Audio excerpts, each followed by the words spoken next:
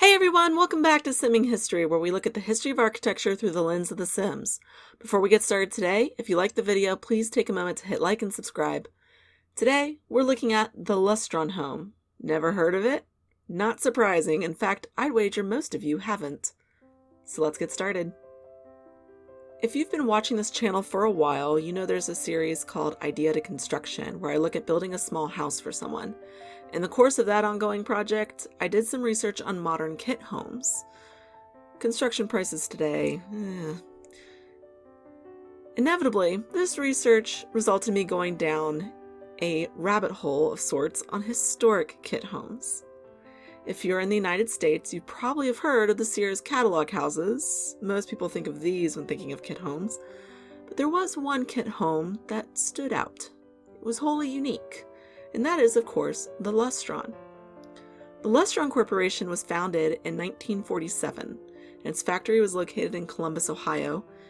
It was founded to provide mass housing for returning soldiers from the Second World War. And this endeavor was largely funded by the U.S. government, as they were looking to fill an extreme housing shortage, and these homes could be built by literally anyone with a wrench, and very quickly. The Lustron was unique for several reasons. They only had 3 basic plans, rather than catalogs and catalogs of plans. Their plans could be easily altered because their parts were very modular. You could choose from a color palette of 12 colors. And it was made entirely of steel. Except for the foundation and floor, which were concrete, the home was steel. Steel tubes made up the structure of the walls and the trusses. The exterior siding was square panels that, along with the window and door surrounds, were enameled steel with its finish baked on. The roofing is also enameled steel shingles. And of course, the doors and windows were steel. Flooring varied from home to home. These could usually be picked out by the homeowner. But tile and carpet were by far the most common, from what I've seen, probably because they're both easily installed over concrete slabs. Interior walls, which again were steel framed, were paneled with enameled steel panels, usually vertical, but the square panels from the exterior do show up in certain rooms, such as the kitchen. Interior doors, as well as all of the casework, closets, and built-ins, are all enameled steel. Lustrons were available in 3 basic models: the Westchester, Newport, and Meadowbrook, with subsets of each. The modular parts made alterations easy, and in one instance, 2 homes were even connected into one large home. The most popular was the Westchester Deluxe, a 2-bedroom, 1,021 square foot, or 94.2 square meters, which is the home I'm building here. All units included at least 2 bedrooms, a living room, kitchen, bath, and a laundry or utility room. The Westchester also came with a separate dining room. So what came with your kit? Everything, down to every bolt and even the kitchen sink, including rough-ins for electrical and plumbing. Standard features included an air conditioner and garbage disposal, which may be considered obviously standard today, but it wasn't even remotely standard at the time.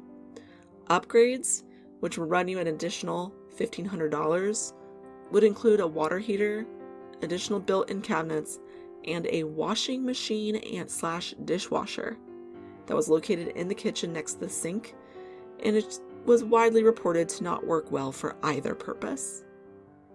Another benefit of the Lustron kit home, it requires 0 maintenance. You never have to paint it. Pretty much every single existing remaining Lustron home out there all has its original colors on it. All you have to do is just hose it off once a year. Unfortunately, the Lustron really never caught on. The company only lasted about 3 years, and in that time, only 2,680 Lustron homes were built. It's estimated that only 1,500 survive today. One of the largest concentrations in Quantico was lost to demolition in 2007. There is a handy list on Wikipedia, linked below, of many of the known survivors, so you can see if there's one near you. It is not a complete list, however.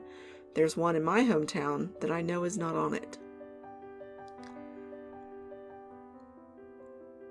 But if you should want to tour one, weirdly, you are in luck. The Ohio History Museum in Columbus, Ohio, Lustron's birthplace, has a Lustron home, originally from Virginia, built in one of its galleries. And you can walk through it, and you can open the doors, and open the closets, and you can check out that laundry machine. Their Lustron home even spent some time at MoMA in New York City. They also have an extensive online library of information, and it served as one of the primary sources for today's video. And if you own a Lustron home, they have sources for you as well on tips on how to address various Lustron-specific issues. And I've got all that linked down below. I do think with the Lustron, two obvious questions arise. I mean, when I first heard steel home, I thought, well, what about lightning, right? And how do you hang stuff on the inside?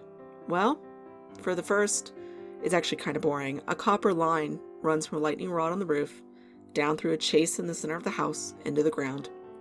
So the house isn't, going to electrocute you during a lightning storm. For the second, a really complicated solution. You use magnets. And if you're wondering, yes, I did see if we could acquire a Lustron home. Sadly, they're not regularly available. It's kind of amazing, actually, that a museum got their hands on one. It seems when one is dismantled, it's really just demoed, and they're not actually dismantled and saved. But with the slowly dwindling numbers of Lustron homes, there is good news. There is renewed efforts for their preservation, and several are even on the list of National Historic Landmarks. So thanks for joining me today as we took a quick look at the Lustron home. Let me know in the comments section down below if you'd like to see some more historic kit homes. Until next time, you can find me on Instagram at Simming History and on the Sims 4 gallery, where there'll be playable versions of many of the builds on this channel, including this one. Thank you to all the new subs. If you haven't yet hit subscribe, when we hit 1,000, I will do a live build. So subscribe and share. I'll see you all next time. Until then, bye!